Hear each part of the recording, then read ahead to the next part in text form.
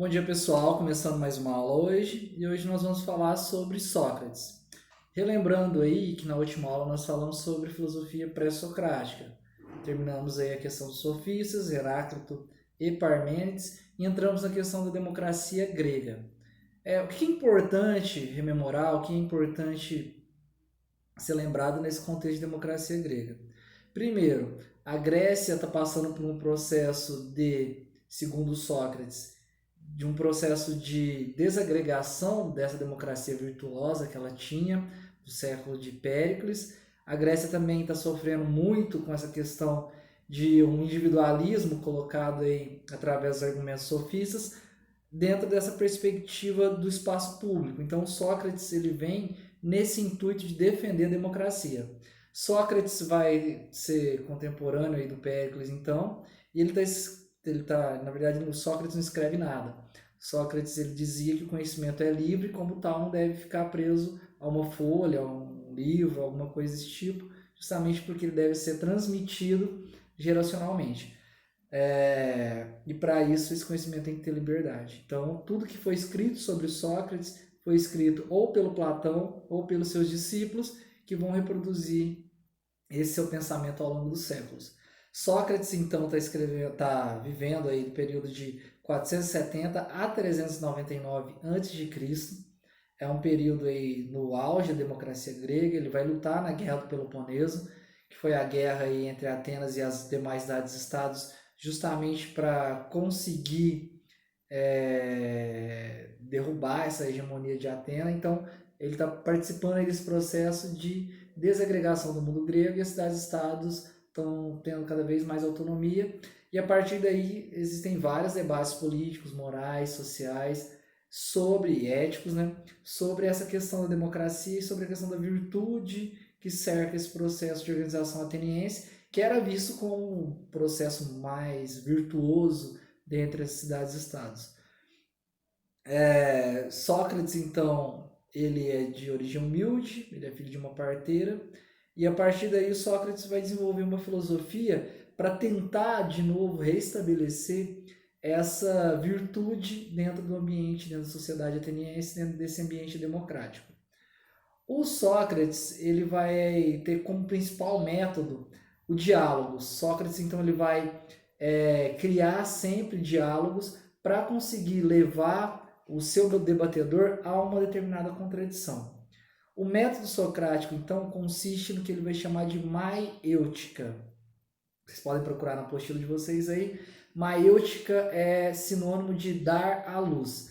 Por isso, até hoje, nós temos aquela ideia de que, na medida que nós vamos falar sobre filosofia, sobre ter uma ideia, ou quando nós temos uma concepção meio que inovadora sobre alguma coisa, parece aquela lâmpadazinha assim nos desenhos animados, alguma coisa, justamente essa ideia de dar luz às ideias. Então Sócrates vem nesse intuito de iluminar as ideias, de trazer à luz as ideias naquilo que ele entende como ideias virtuosas, ideias que têm dentro do seu contexto um conceito moral, um conceito de bom, um conceito de virtude, que é diferente dos vícios e para o Sócrates vai ser diferente da ignorância. Enquanto as virtudes levam ou elevam a sociedade a um ambiente cada vez mais democrático, e para o Sócrates a democracia é algo extremamente virtuoso. E o que leva a democracia ao seu processo de decadência é justamente a ignorância, ou seja, aquele discurso sofista, relativista que coloca tudo como se fosse uma relativização da vida. Então, o contexto social ele deixa de ser importante e a opinião individual, a capacidade do discurso individual de criar convencimento se torna um primeiro plano. Para o Sócrates é justamente o contrário. Eu tenho que elevar o social, elevar os valores morais acima de qualquer juízo individual. E para isso, segundo Sócrates, o único modo ao qual eu posso alcançar isso é através da filosofia, através do pensamento, através das virtudes. Sócrates, então, vai criar o seu método, que é a maiêutica, que consiste necessariamente em duas categorias explicitamente colocadas nesses seus diálogos. A primeira é a aporia. O que é a aporia? Justamente a contraposição de ideias. Todas as vezes que o interlocutor estava no diálogo com Sócrates, Sócrates fazia questão de se opor às ideias, aos argumentos iniciais desse interlocutor, justamente para que levasse esse seu interlocutor ao seu limite, às últimas consequências das ideias, o que restasse dessas ideias, como se isso fosse um filtro, como se fosse estabelecido um filtro a partir dessa argumentação, desse diálogo, e o que passasse, o que ficasse no final de toda essa argumentação, poderia ser aproveitado e daí sim a gente extrairia uma verdade. Então, primeiro Sócrates usava a aporia, ele sempre se opunha ao argumento, sempre colocando, como eu disse, alguns filtros racionais, alguns filtros intelectuais ou filosóficos que levassem o indivíduo ou a abrir mão ou a manter a sua posição.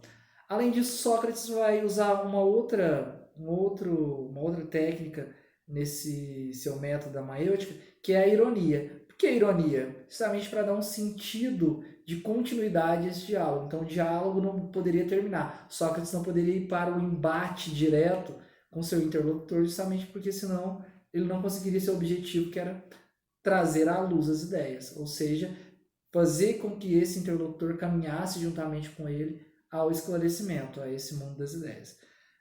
A partir daí, quando Sócrates vai ter essa elevação, segundo Platão, a esse nível de filósofo, de grande filósofo grego, Sócrates vai, em algum momento, ali intrigado com esse seu saber, com esse seu modo de criticar a sociedade, ele vai buscar, então, a concepção de que ele deve consultar um oráculo, o oráculo de Delfos, o oráculo do deus Apolo, que é o deus da verdade, que é o deus da revelação, é o Deus que traz o sol, é o Deus que carrega a luz que ilumina o mundo depois de uma noite escura.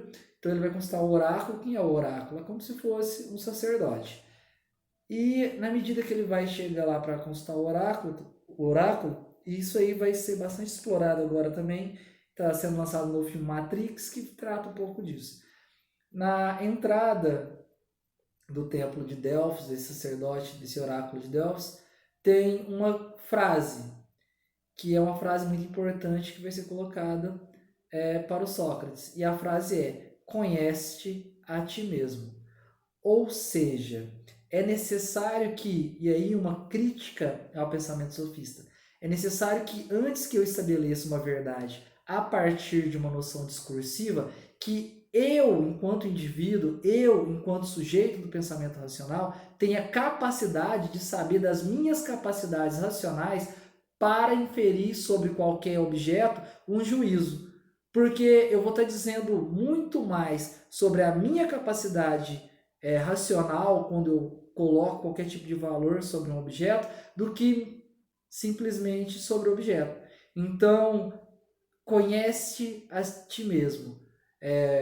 Pegando como exemplo, vocês sabem que eu gosto muito de exemplo, nos tempos hoje de internet ou de mídias sociais, ou nesses tempos difíceis que nós estamos vivendo aí de pandemia, várias notícias são vinculadas ou veiculadas a determinado tipo de conhecimento sobre alguma coisa, sobre quanto tempo vai durar essa quarentena, ou sobre qualquer objeto que esteja pouco explorado aí nas redes sociais, sempre sai o que a gente chama de fake news, ou sempre sai uma matéria que às vezes pode até ser validada, só que o que hoje valida de fato qualquer informação é a fonte. Ou seja, eu tenho que saber de onde saiu para depois saber se eu posso confiar ou não. Então, na hora de um argumento, na hora dessa argumentação, toma meu café na canequinha do Targaryen. Na hora dessa argumentação sofista sobre decisões públicas na Ágora, que eram os grandes espaços de decisões, eu tenho necessariamente que saber a capacidade do meu interlocutor de dar um parecer sobre alguma coisa para que ele não fale coisas vazias, mas com uma entonação muito boa, e a partir daí ele leve a grande parte desse pessoal que está ali, dos cidadãos que estão ali para discutir questões públicas, a um convencimento, mas ele mesmo não sabe do que está falando. Mas tem uma oratória muito boa, tem uma argumentação muito boa. E aí, a primeira coisa que deve ser levado em consideração nessa conversa de Sócrates com o oráculo, então, é essa mensagem: conhece-te a ti mesmo. Ou seja, saiba exatamente da sua capacidade, das suas limitações, do seu saber antes de proferir qualquer juízo sobre alguma coisa. Se você não sabe, estude. Se você não sabe, pesquise. Se você não sabe, vá atrás de mais informação para que consiga embasar de fato os seus argumentos. E era isso que os sofistas não faziam. Por isso esse grande conflito, essa grande briga de Sócrates com esse pensamento sofista que começava a se alastrar na época. Erroneamente, o pensamento sofista é associado à questão do advogado, do jurista, do direito. Por quê? Porque o direito necessariamente é um conjunto de argumentações. Porém, existe uma ciência do direito, existe uma ciência dessa arte jurídica, ou dessa ciência jurídica, que deve ser levado em consideração fatos, normas, costumes, e a partir daí eu tenho um conjunto de méritos que vai formular a minha argumentação. No caso dos sofistas, não necessariamente era isso. Era simplesmente um conjunto de argumentações, e nessas argumentações eu tinha o quê? Essa organização de um pensamento que era discursado em praça pública. A partir daí eu tinha uma convenção social, se isso era verdade, se não era verdade. Para os sofistas bastaria que eu convencesse o maior número de pessoas para que isso fosse considerado verdade. Nesse sentido, Sócrates entra dentro desse templo do oráculo de Delfos, e Sócrates vai fazer a seguinte pergunta para o oráculo: oráculo, dizem que eu sou a pessoa mais sábia de toda a Grécia. Dizem que eu tenho um conhecimento maior que todas as demais pessoas da Grécia. E aí ele pergunta para o oráculo: oráculo, o que tu dizes? E o oráculo responde com outra pergunta: Sócrates, o que sabes? E Sócrates vai responder com a famosa frase que é: só sei que nada sei. Ou seja, Sócrates sabe que ele é um instrumento ou um espaço de conhecimento, e para que ele tenha mais conhecimento, ele precisa sempre estar abrindo mais espaço para o conhecimento. Uma frase muito famosa é que conhecimento não ocupa espaço. Então, é justamente essa noção que deve ser dada, essa frase: só sei que nada sei. Só sei que nada sei não é Sócrates dizendo para o oráculo que ele não sabe de nada, mas que ele pode aprender mais, mas que ele pode absorver mais conhecimento através desse exercício racional que é a filosofia. O pensar é o grande mote aqui, a grande referência dessa frase: só sei que nada sei. Não só sei que nada sei porque sou burro, porque não tenho capacidade de saber nada, não, mas só sei que nada sei porque posso aprender cada vez mais. Essa é a resposta que Sócrates dá ao oráculo, e a resposta do oráculo é: sim, Sócrates, por saber disso, você é a pessoa mais sábia de toda a Grécia. Na medida que isso acontece, Sócrates então retorna para Atenas e vai levar, segundo esse mito, vai levar sua filosofia principalmente para os jovens. Na medida que Sócrates se coloca a favor da democracia e contrário aos sofistas, ele começa a levar esse tipo de pensamento, esse método seu, essa epistemologia, como eu disse para vocês. Epistemologia é diferente de ontologia. Ontologia eu busco a verdade sobre uma determinada coisa. Epistemologicamente eu utilizo um método para alcançar essa verdade. E é isso que Sócrates está fazendo com a maiêutica. Ele vai introduzir esse pensamento principalmente nas categorias mais jovens. Até hoje, o professor de filosofia, a filosofia tem essa forma de levar aos indivíduos um questionamento sobre as coisas, um questionamento sobre determinado valor, sobre o mundo e por aí vai. E não à toa, a forma de que todo professor de filosofia também é ateu, todo professor de filosofia não acredita em Deus ou em alguma coisa assim do tipo, vem desse século de Sócrates. Porque Sócrates vai ser principalmente acusado de subverter a juventude, ou seja, fazer que a juventude se afaste das tradições gregas, e de pregar contra os deuses gregos, uma vez que os deuses eram expressões de determinadas verdades. Então, esse método socrático, que é colocado como forma de buscar o conhecimento, como mecanismo de alcançar cada vez mais uma verdade fora daquilo que já era dado, daquilo que já era programado, vai ser considerado subversivo, vai ser considerado contrário às tradições, principalmente aos deuses, e Sócrates vai ser condenado à morte. Antes de entrar no julgamento do Sócrates, principalmente, a gente vai falar um pouco sobre o que o Sócrates está buscando. Ele está buscando, diferente dos sofistas, uma moral que possa ser levada a todos. Ele está levando as pessoas a buscarem valores que possam ser entendidos de modo coletivo, de modo social, por isso morais. Ele está buscando uma ética que leve os homens a uma reflexão sobre aquilo que é bom de fato, sobre aquilo que deve ser valorizado na sociedade, sobre aquilo que vai restabelecer a democracia, uma virtude, e não o vício. O vício para o Sócrates é considerado a ignorância, aquela pessoa que não se interessa pelos debates democráticos ou que simplesmente deixa que outras pessoas tomem decisão por ela. Então, a partir daí, eu tenho que, a gente já falou, o idiota. Quem é o idiota? Aquela pessoa que abre mão de decidir sobre sua própria vida e deixa que outra pessoa faça isso por ela, principalmente em ambientes políticos. Para o Sócrates, então, o que diferencia o que é moral, o que é ético, o que deve ser entendido enquanto verdade, é se isso é virtuoso, ou seja, parte de premissas virtuosas, ou se isso parte de premissas baseadas em vícios ou na própria ignorância do indivíduo. Nesse sentido, Sócrates vai ter um diálogo colocado na República, o diálogo chama-se Protágoras. E nesse diálogo, Platão descreve Sócrates argumentando sobre a coragem.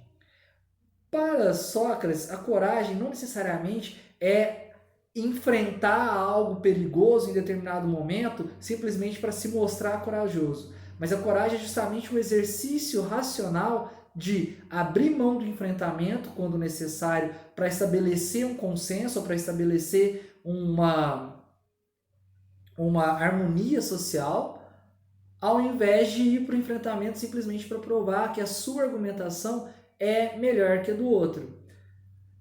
E a coragem também pode ser, ao mesmo tempo, um ato heróico para salvar algo que eu acredite que seja ou extremamente virtuoso ou extremamente importante para a sociedade. Então, ser corajoso é um exercício racional mais do que uma ação. Ser corajoso é uma virtude. E a virtude que deve ser alcançada através da filosofia, da racionalidade. Então, ser corajoso é mais um ato moral do que um ato individual. Justamente por isso, Sócrates coloca em contraposição esse conceito sofista de que a ação individual ela deve se sobrepor à ação moral. Então, Sócrates vai dizer que tudo aquilo que é virtuoso necessariamente também é moral, necessariamente também é ético, necessariamente também é racional. E a partir daí eu tenho uma contraposição ao pensamento sofista que em determinado momento vai se colocar como algo extremamente individualista.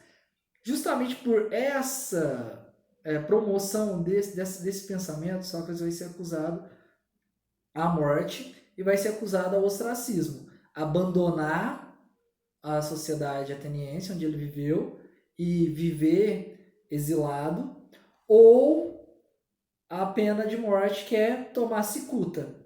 E aí é belíssimo o argumento de Sócrates para se submeter a esse tipo de pena que ele vai optar por tomar cicuta e morrer.